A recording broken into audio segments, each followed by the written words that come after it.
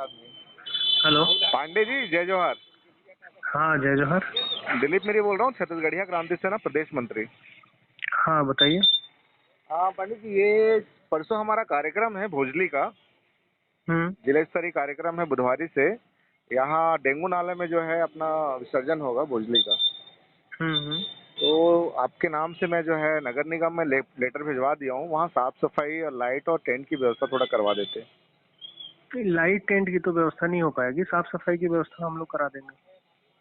ठीक वो है। तो भाई आप आपका कार्यक्रम है, आप लोग कराइए, उसमें हम लोग नगर निगम कैसे कराएगा। छठ घाट में तो बाकी जो सब चीज आपका रहता है जी। नहीं, छठ घाट होता है तो छठ घाट एक सार्वजनिक समारोह है, तो सार्वजनिक कार्यक्रम है। हमारा कौन सा कार्यक्रम है तो?